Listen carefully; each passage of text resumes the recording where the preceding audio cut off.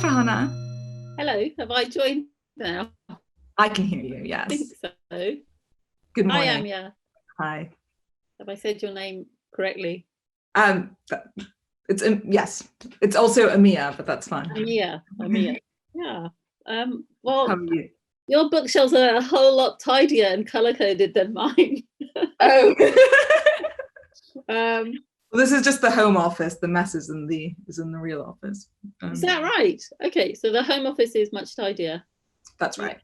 Yeah, and you can leave your mess in where? All Souls. That's right. Wow. Exactly. Well, for me, that was such a sort of venerable, esteemed, forbidding kind of building. And today I feel like almost I'm at a tutorial, For me, this is like I feel like how I did when I was 18, that I've come to another one of those fucking tutorials. But the delightful thing is, my God, you look nothing like the professors that I had at Oxford. And I did PPE, so I don't know if you know that. So it feels I did know that. Yeah. I'm sandwiched between you, this esteemed professor who looks.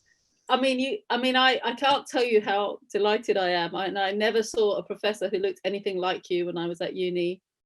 In 1986, so 1983 to 86, a very long time ago, and wouldn't have imagined it actually. How was your experience at Oxford? It was like absolutely the happiest days of my life, but also really, really difficult. I've got sort of looking back, very mixed, some very mixed, but for me it was like an escape. It was everything, I was this the first woman in my family ever to get to university. My brother had gone before. He was the first boy to ever get into uni. The whole education thing from my parents. I was a Muslim, a migrant. I came to Oxford only as a result of a special scheme that Red Ken, Ken Livingstone, who was the mayor of London, a post that was subsequently abolished and then re-established. The whole of the London Authority was abolished, right? I mean, this is, it's not, So I went up on this scheme where a few Oxford colleges established close links with state schools, essentially in London, and you didn't have to sit an entrance exam. You just came up for some interviews and did a short exam. And so I did that, and I think it was, I only later found out it was the colleges that weren't getting really good applicants from private schools who decided, they were going to cream off all of the state school ones. And I feel very sad because at that time it was a very optimistic time, and I kind of thought, we were smashing glass ceilings and barriers, and I was part of that mindset and that wave. But the lack of diversity and racial barriers still at Oxford, Cambridge is phenomenal. It's like it's gone backwards.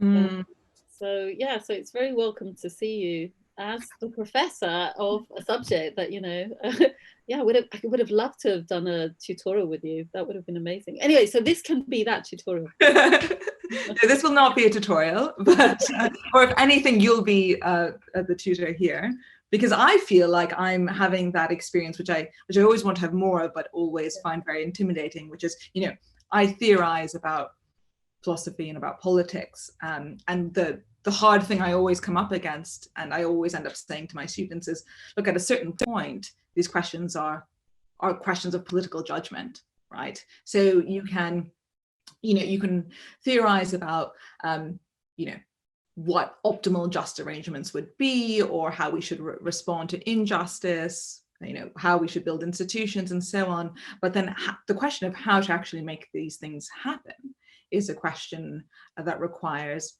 something like a certain kind of skill, a certain sort of know-how, political judgment, which we don't really teach.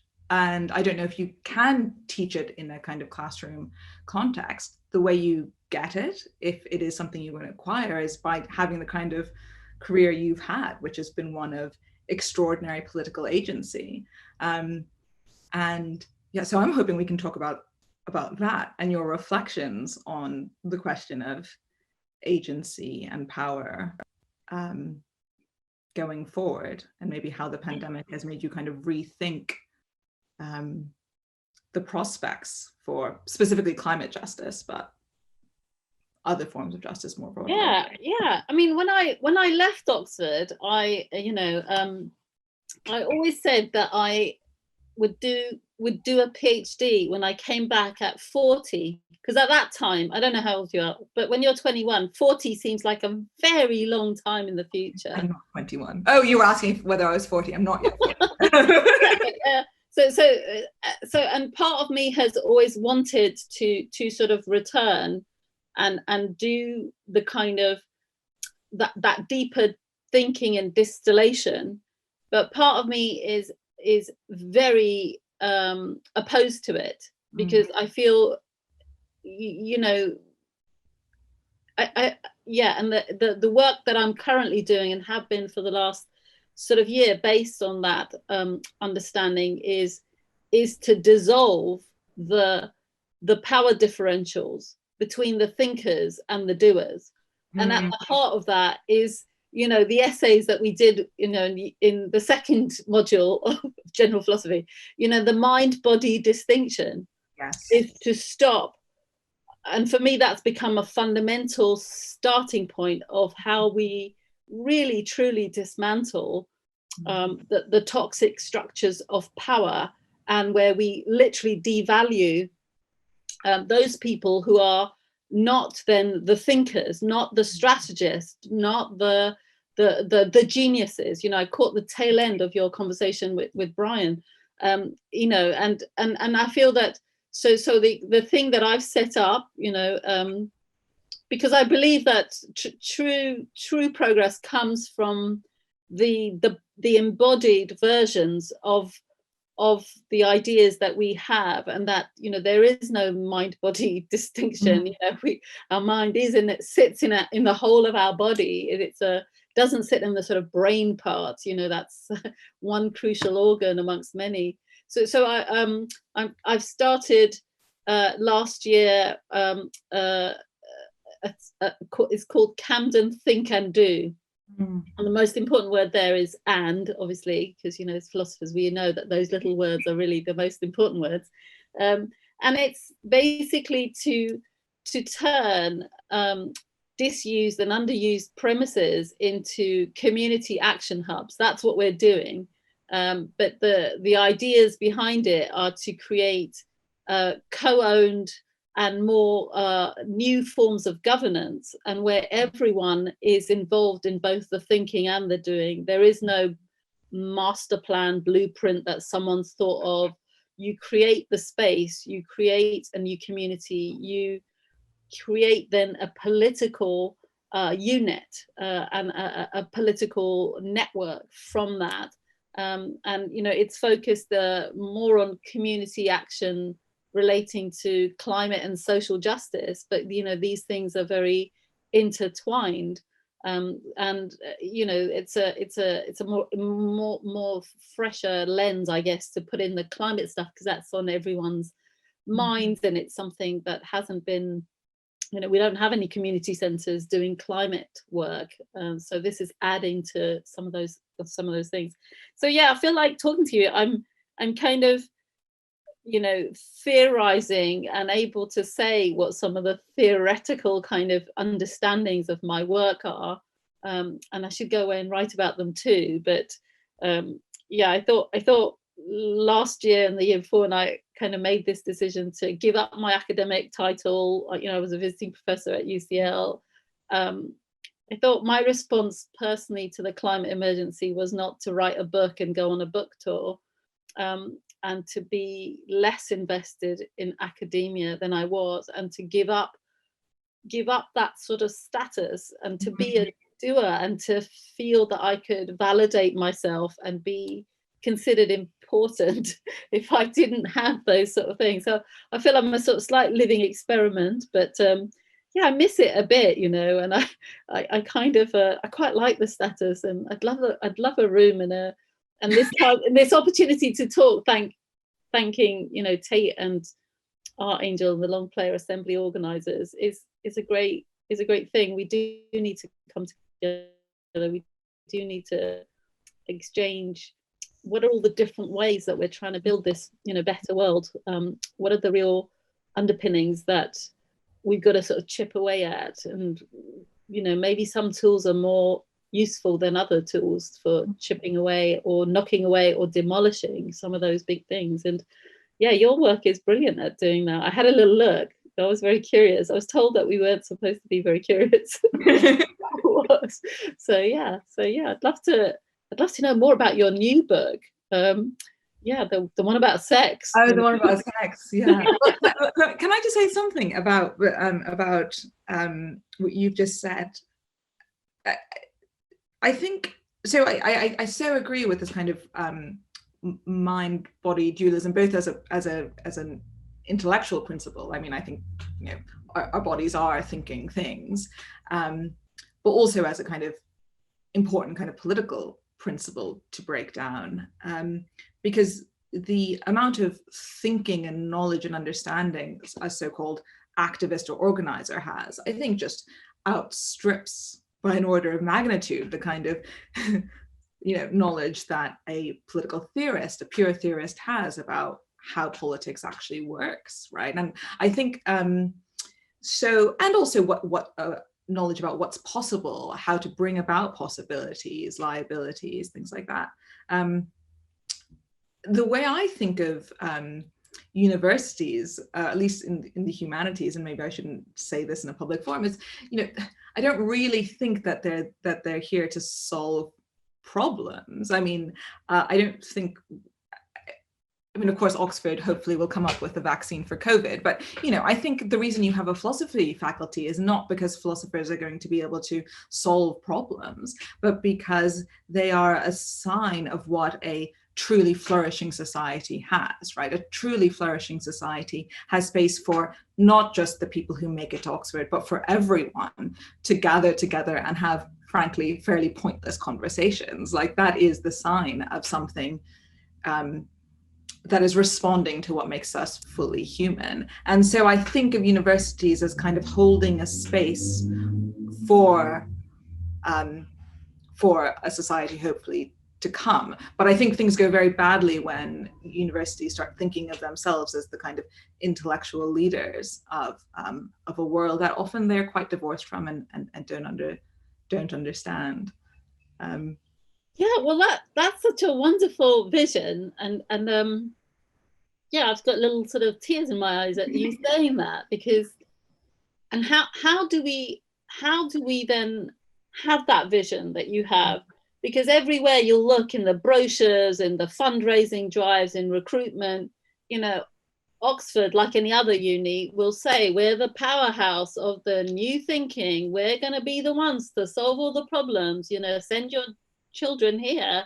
You know, we've achieved all the brilliant changes. They all came from us, la, la, la, la, you know. And so how do we stop that? And what's our personal contribution to that? You know, for me, as I said, I'm still kind of like, there's a part of me that still wants the trappings of all of that. You know, I sort of want to be a visiting professor again, you know. I do, I really do. But, you know, because it matters a lot to other people when I have that title, and that I feel more important or listened to or heard. And, you know, in a world where there is still such systemic, you know, racism and sexism, and, you know, we live in the sort of patriarchy, actually having a title and dropping into the conversation, by the way, I went to Oxford, oh my God, it still elevates me, you know. I still have to play that fucking card, you know. I still have to do that. And I feel like, but how do we, who feel frustrated with that, you know, elevate, you know, everyone's voices and give their due as thinkers, as valuable members of humanity. And, you know, you were saying COVID, you know, showed us so vividly, you know, I felt so upset I wasn't a key worker on any metric, you know. I wasn't like, what the hell? Yeah, and like the key workers are people who are not able to work from home, who had to be physically out there doing stuff, you know, and put themselves, their body in the line of risk and danger.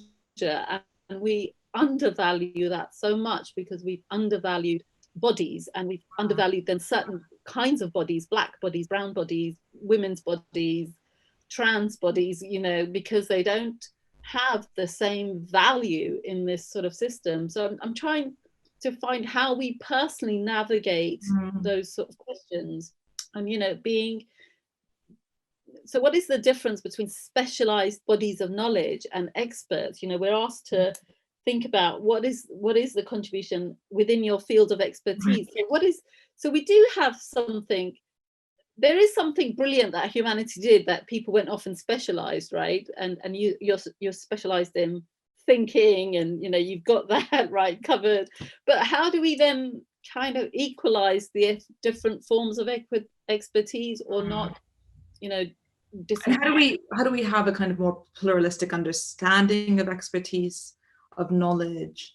I mean, I think this is, well, of course, my answer would be, you know, there are certain bodies of theory that are really good at talking about this, sort of feminist theory, you know, really concerned with the kinds of forms of knowledge that aren't kind of institutionally recognized or prized, that often come through doing forms of labor, right? So what forms of knowledge about human relations and human capacities and human need come from doing all of the grunt work in the house, right? From caring for bodies, right? There's a huge amount of knowledge that is acquired through that process. Now, there's always this risk of then venerating a kind of women's knowledge and essentializing a kind of women's knowledge, which can have the effect of further entrapping women in the house, especially sort of poor women of color who do the vast majority of the world's care work and reproductive labor. I do think that COVID maybe has had the effect of making some people more aware of the kind of epistemic dimensions of a lot of things that they just think of as kind of menial practices. Realizing, for example, that they don't know how to do things like take care of children at home, and the amount of knowledge and expertise you need as a carer for young children, or as a teacher, as a school teacher. But how do we institutionalize that recognition? I mean, I think only with a complete revolutionary overthrow of our system. I mean, I think until we start, I mean, this is why you need a mass labor movement, right? You need a mass movement of the people who do the kind of key and essential work in the world. And that's, you know, poor people, and disproportionately women and women of color. And sometimes I think understanding, and this is a very kind of unphilosopher thing to say, understanding only comes after the material change happens. And what philosophers often want, or kind of presuppose, is that we need to first persuade people rationally of a certain view, and then the change will follow from there. Whereas I think the way politics often really does happen is you first have a change, and then people are able to see the world correctly. There's I love I'm absorbing that. Sorry. I mean, I feel like this whole thing for me, I definitely did.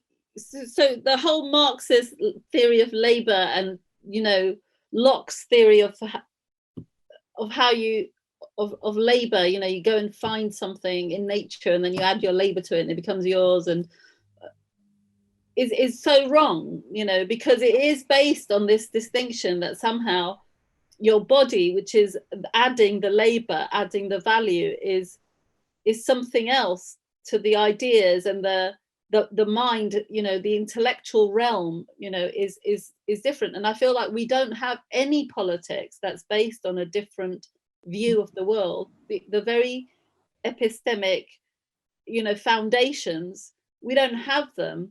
And that's why, in a nutshell, the left is in disarray, because it shares all of the same toolbox right to the ground, right to the DNA, and it never has, you know, looked at the world in a very different way, and it can't, you know, then rely, I feel we can't rely on the labor unions. You know, look at the word, the labor unions. It's like, what the hell? These are people who also have ideas and agency about their world. They're not just devoid of capital. They don't just have labor. They also had, you know, they built community. They had, you know, a whole different way of supporting and seeing each other that was much more marvelous than just the value they added to the formal economy. So yeah, it's a bit noddy, I'm sure, but I feel like what I'm doing is trying to find that, and I think you can find that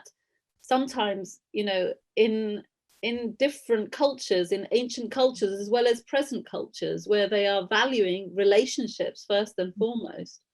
So it's cultures that are based essentially on social foundations that recognize different roles and give them, you know, value. And actually we all have them. So I don't know what, you know, what your cultural background is. I'm from a Pakistani Muslim family. We have like names for every single relative. So the term auntie, which we use all the time, you know, there are like not related to you. Yeah, there are 8 different words for auntie, depending if she's, you know, your dad's side, your mum's side, the oldest auntie, the youngest auntie. You know, there's a very finely gradation of a nomenclature of relationships. And you know, my younger self felt very trapped in those relationships, you know, the hierarchy, the aunties, you know, looking and minding you everything. But actually, I think there's a very different way of navigating the world if you look at your sort of social relationships and also your relationships to land and to nature, which is really what's most interested me. And I think it's because, you know, my parents were both children. They were both young when they at partition, so they moved from their lands. They were farmers and landowners, you know, very small scale, not rich ones, but they moved. They were farmers for many generations before that and moved to Pakistan, what became Pakistan, and then we moved to this country. So actually I feel like there is something about the trauma of never belonging to land that migrants like me have. You know, and especially recently I felt like, you know, I say that I love England more than England loves me. You know, it's a very hostile place. I feel I've grown to love this culture, this land. I love bluebell woods, you know, who doesn't? You know, it's very beautiful. It's all very green, and I love some of the cultural concepts, but I feel like actually we don't have a vocabulary and even an epistemic understanding of our relationships to land in a very physical way. And our political philosophy certainly doesn't emphasize that. It was all just like one more input, isn't it, basically? I'm sure Helen, who I'm going to have this conversation with, I'm going to ask her, you know, what it is. Yeah, so you're supposed to have figured all this out, so I can kind of experiment and sort of go out and apply. But I feel that that's what some of COVID and the hyper local movements, I call them movements, and I feel I'm constructing and part of one of those movements, is about. Like, people have discovered or rediscovered how utterly dependent they are on their locality, on their neighbors, on their neighborhood, how nice it is or how horrible it is that they don't have access to green space. They don't even have a balcony. They don't have, you know, they live miles from you know, amenities, and green or otherwise, and how awful that is, you know, how bad for their mental and physical health that is. So yeah, I don't know, that's a bit of a rambly thing, and we've only got 5 minutes, so I feel like you should take up the rest of the 5 minutes. It's not a conversation. Yeah, because I feel I've ranted long enough. No, you've said so many interesting things. I would love to continue this conversation and learn more, but I feel, yeah, that nexus between land, belonging, valuing people, hearing people, being heard equally, and being rooted and not having to worry about universalism. And for people keep saying, oh, why don't we just roll out these think and do spaces? And it's like, actually, I want there to be bespoke ones. There isn't a blueprint. I don't have a blueprint. I don't want to even put forward the idea of a blueprint, and these notions of scalability and replicability and, having a universal solution to everything is what I'm sort of fighting against. But for funders, I need to put all of that stuff in, Well, it's so funny to hear you, of all people, who's one of the great kind of intellectual architects of the climate change law, express this kind of skepticism and anxiety about universal solutions or scalability. So I mean, one thing I'm kind of consistently torn about, and have been more torn about over COVID than even usual, is the question of how radically democratized should responses to crisis be, versus how much of a mass movement is required to respond to certain crises. And for me, the sticking point is always climate change. I always think, can you have anything but a mass top-down response to the climate crisis? Of course, you can have lots of people at local levels, lots of communities changing their patterns of life, changing their relationship to the food supply, to the land, and so on. But it seems to me, especially given our extremely limited timescale for pulling us back from the cliff edge, you need the kind of solutions that you have worked for many, many years, that happen at a kind of governmental, intergovernmental level. Do you think that's right? Or do you think that actually, no, we don't need, where do you think is the lever of change that we should be pushing on? So we've done, 3 rounds of treaty making. I've been part of 3 treaties. Each one took sort of roughly 5 years to negotiate, 5 years to ratify and implement.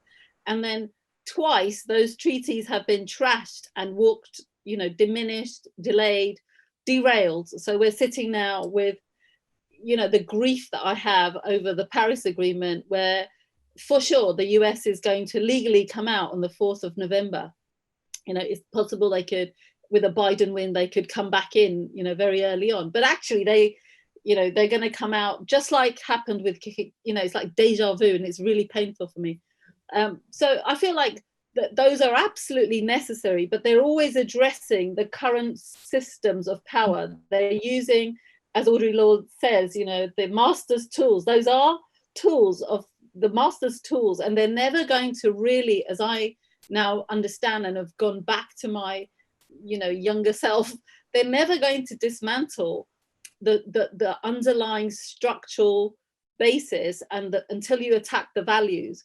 The values are what hold things together, and you have to then create new forms of relationships, of trust, to allow people to stop seeing, the Eye of Sauron, like in Lord of the Rings. If you keep staring at the Eye of Sauron, you keep putting that ring on, that is what you'll see, and you'll tire, and you will not be able to create the community that you wanted, the alternative community. So I feel like devising spaces where people actually are bringing all of them, saying with integrity, whether you're black, white, brown, whether you're a migrant, whether you're a Muslim, whether you're a Hindu, whether you're a non-believer, whether you're trans, whatever else, come and share your stories, bring what you have, and let's see if we can create a culture that is more radically inclusive, and let's see what solutions we come up with from here onwards. And if we all did that all over the world, that is what's going to really topple,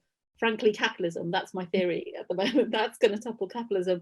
And that's the complementary tools that are necessary for really radical change, because the politician, carbon taxes, permits, that's not going to do it. They're never going to enforce those anyway. They're always going to opt out of them. And it's for us to opt out and create the society that will be the real vehicle for change, which is kind of what we were asked to do. But I'm going to leave the last 10 seconds for you to figure out, what next steps we do.